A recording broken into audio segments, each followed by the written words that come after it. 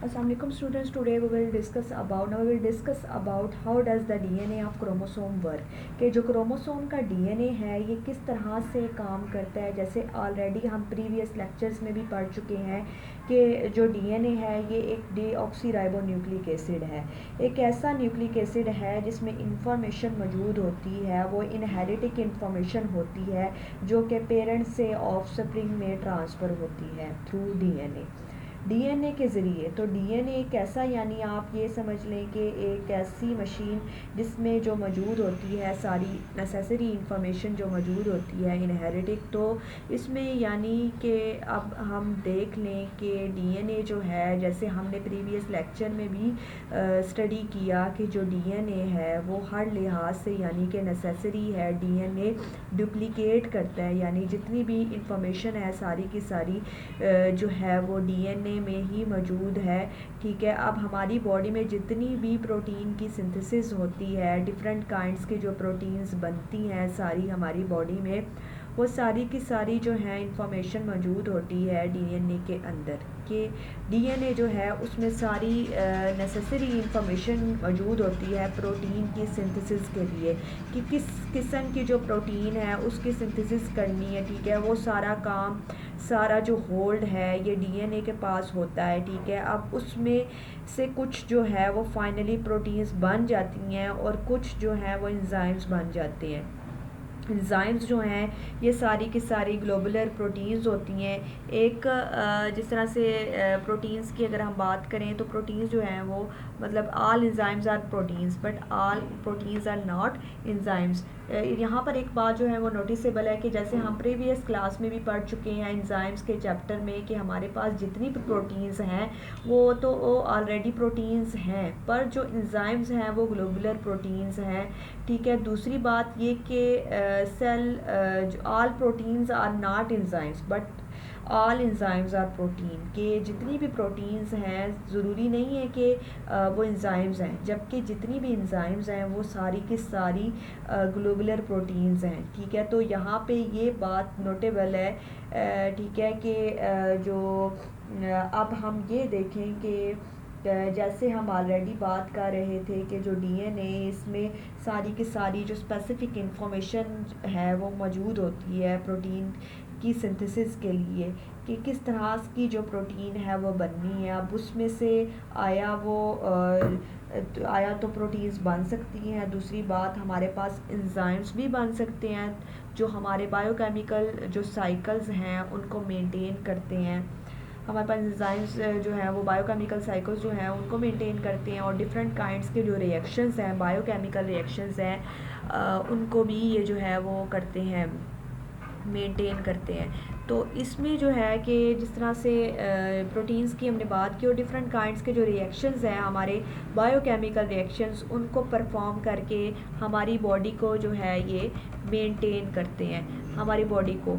तो हमारी बॉडी को जिस तरह से हम देखें तो जैसे हम ऑलरेडी इसमें फर्दर आगे अगर हम देखें तो जैसे हम ऑलरेडी जान चुके हैं कि जो करैक्टरिस्टिक्स होती हैं डीएनए में मौजूद वो ट्रेड्स होते हैं। अब ट्रेड्स जो हैं, खसूसियात जो हैं, ये आती कहाँ से हैं, ये बनती कहाँ से हैं, ये बनती हैं स्पेसिफ़िक प्रोटीन से। ठीक है, अब जो स्पेसिफ़िक प्रोटीन होती है इसका एक स्पेसिफ़िक नंबर होता है, और उसका यानी जो प्रोटीन है, हर एक प्रोटीन जो है वो स्पेसिफ़िक होती है अपने स्ट्रक्चर के लिहाज से, अपनी नेचर में, और हर स्पेसिफ़िक प्रोटीन का एक स्पेसिफ़िक नंबर होता है और इसका स्पेसिफ़िक अमाइनो एसिड्स होते हैं। अगर वो अमाइनो एसिड्स की पोजीशन में ज़रा सा भी चेंज आ जाए तो उसके स्पेसिफ़िक पोजीशन के ऊपर जो सीक्वेंस होता है न्यूक्लियोटाइड्स का प्रोटीन की सिंथेसिस, फिर उस किस्म की प्रोटीन नहीं बनती, बल्कि पूरा जो प्रोटीन का स्ट्रक्चर है वो चेंज हो जाता है। ठीक है, जिसकी वजह से सारी डिस्टर्बेंस क्रिएट हो जाती है। अब अगर हम देखें तो जिस तरह से हमें पता है कि जो डीएनए है वही एक ऐसा यानी मशीन है जो कि ये डिटेक्ट करके करता है कि किस किस्म का जो हमारे पास जो प्रोटीन्स वगैरह हैं इनकी सिंथेसिस के लिए अमाइनो एसिड्स जो हैं इनकी सीक्वेंस क्या है, जो अमाइनो एसिड्स की सीक्वेंस है ये बहुत ज़रूरी होती है कि अमाइनो एसिड की जो सीक्वेंस है वो ज़रा सी भी डिस्टर्ब नहीं होनी चाहिए। अगर एक भी अमाइनो एसिड की सीक्वेंस जो है वो डिस्टर्ब हो गई तो फिर जो पूरी जो प्रोटीन का स्ट्रक्चर है वो चेंज हो जाता है, तो इन्फॉर्मेशन है सारी वो चेंज हो जाती है। तो इसको डिटेक्ट करता है डीएनए। अब इस पर्पस के लिए डीएनए को क्या करना पड़ता है, सबसे पहले तो अगर हम ये पीछे हमारे पास एक डायग्राम थी उसको अगर हम देख लें तो इस डायग्राम में हमें ये बताया गया है कि अगर ये डायग्राम देखें तो हमने जो क्रोमोसोम है डीएनए ऑफ क्रोमोसोम इसका जो एक कह सकते हैं हमने एक पार्ट लिया, डीएनए का एक पार्ट लिया जिसे हम जीन बोल सकते हैं, क्योंकि जो जीन है उसका यही काम होता है कि उसने जो है वो स्पेसिफिक जो है वो इंफॉर्मेशन जो है वो करनी होती है। तो इस तरह से ये जो हमारे पास ये वाला जो पोर्शन है ये हमारे पास जो है ये क्रोमेटिड्स हैं और ये पार्ट है डीएनए का, ये जिसको हम जीन कह रहे हैं। तो अब एक पार्ट लिया डीएनए का, एक पार्ट लिया जिसे हम जीन बोल सकते हैं, क्योंकि जो जीन है उसमें मौजूद होता है डीएनए। अब ये डीएनए जो है ये अपने सीक्वेंस की एक कॉपी जो है वो तैयार करेगा जिसे बोलेंगे मैसेंजर आरएनए, मतलब अपना एक सीक्वेंस बनाएगा। उस सीक्वेंस को हम कह सकते हैं कि वो मैसेंजर आरएनए है, या वो जीन की जो पार्ट है डीएनए का जिसे हम जीन कह रहे हैं, कह सकते हैं कि जो जीन है उसमें मौजूद होता है ना डीएनए। अब ये डीएनए जो है ये अपने सीक्वेंस की एक कॉपी तैयार करेगा जिसे बोलेंगे मैसेंजर आरएनए, यानी मैसेंजर आरएनए यानी कॉपीड होगी, एक कह सकते हैं कि सीक्वेंस ऑफ डीएनए न्यूक्लियोटाइड्स की कॉपी होगी, ठीक है, क्योंकि हमारे पास ये एक पार्ट ऑफ डीएनए है जो कि डीएनए न्यूक्लियोटाइड्स है, ठीक है। अब इसमें अपनी एक कॉपी तैयार की इन the form of messenger RNA nucleotide, ठीक है। अब ये जो मैसेंजर आरएनए न्यूक्लियोटाइड है ये अपने साथ अटैच करेगा राइबोसोम्स को, राइबोसोम्स आकर इसके साथ स्पेसिफिक पोजीशन के ऊपर जाकर अटैच हो जाएंगे। तो वो जो पोजीशन है, जिस तरह ये वाला जो है ये राइबोसोम है का लार्जर सब यूनिट है और ये स्मॉलर सब यूनिट है, और ये जो हमारे पास ये टेल नज़र आ रही है ये मैसेंजर आरएनए की टेल है, और इसके ऊपर जो है वो जाके राइबोसोम जो है वो अटैच हो जाएंगे मैसेंजर आरएनए के ऊपर।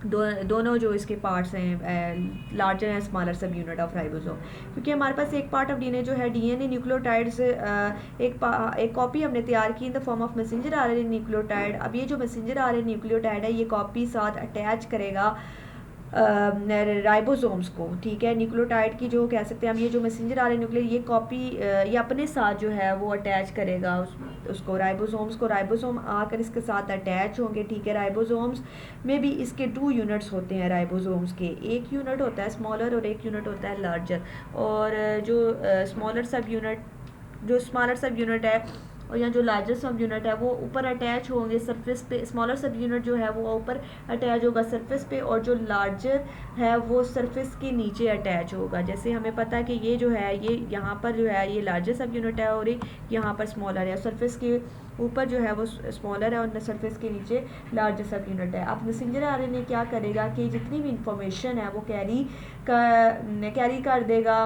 राइबोसोम्स को, यानी कि ये जो राइबोसोम्स है ये वाले ये क्या करेंगे कि इसके साथ आकर अटैच हुए ये इंफॉर्मेशन लेंगे मैसेंजर आरएनए से, तो जो कि कहाँ से आई थी, डीएनए से आई थी। अब ये जो मैसेंजर आरएनए है इसके साथ यानी कि जब ये अटैच होगा राइबोसोम्स तो होंगे राइबोसोम्स के साथ, तो राइबोसोम्स ने आहिस्ता आहिस्ता जो है क्या करेगा कि इसके ऊपर मूव करेगा, इस मैसेंजर आरएनए के ऊपर जाके जो है राइबोसोम्स वो मूव करेगा। मूव करने के नतीजे में जो है वो जो है वो पूरा मतलब जो स्ट्रक्चर है आहिस्ता आहिस्ता जो है क्या करेगा इसके ऊपर मूव करेगा और सारी जो इन्फॉर्मेशन है उसको रीड करेगा। अब जो मैसेंजर आरएनए के ऊपर जो राइबोसोम्स हैं वो आहिस्ता आहिस्ता जब मूव करेंगे और सारी इन्फॉर्मेशन को वो रीड करेगा, वो इन्फॉर्मेशन क्या होगी, वो इन्फॉर्मेशन ये होगी कि किस्म का अमाइनो एसिड जो है इनको अटैच करना है, क्योंकि ज़ाहिर सी बात है कि मैंने पहले भी बात की कि प्रोटीन की सिंथेसिस के लिए जो अमाइनो एसिड्स की सीक्वेंस है वो बहुत ज़्यादा ज़रूरी है। तो ये जो राइबोसोम है ये इसके ऊपर जब सरफेस पे जो है वो मूव करेंगे तो ये इस इंफॉर्मेशन को रीड करेंगे जो कि नेसेसरी होगी प्रोटीन की सिंथेसिस के लिए और प्रोटीन की सिंथेसिस में अमाइनो एसिड की सीक्वेंस के लिए। तो जब ये इस इंफॉर्मेशन को स्टडी कर लेंगे, रीड कर लेंगे, तो फिर उस लिहाज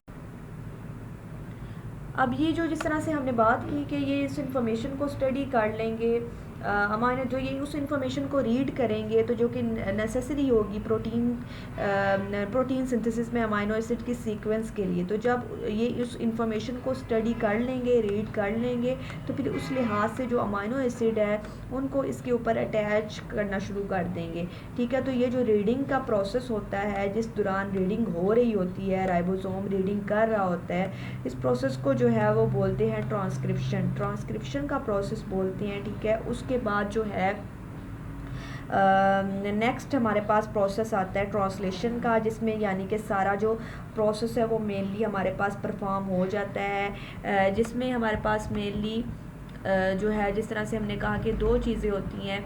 एक तो हमारे पास एक ट्रांसक्रिप्शन का प्रोसेस हो गया कि ट्रांसलेट यानी प्रोटीन्स वगैरह सारा कुछ जो है वो प्रोसेस हो के प्रोटीन्स न्यू तैयार हो जाती हैं। ठीक है, जो है वो प्रोसेस हो जाता है ना जब कंप्लीट, तो वो सारा प्रोसेस होता है ट्रांसलेशन वगैरह का। इसमें अगर हम देखें तो फॉर दिस जिस तरह से हमारे पास यहाँ पर जो है वो लिखा हुआ है for this purpose the specific the sequence of the nucleotides is copied in the form of the messenger RNA and this process is called transcription. The messenger RNA carries this sequence of its nucleotides to ribosome and the ribosome read this sequence and join the specific amino acids according to it to form a protein. This step is known as translation.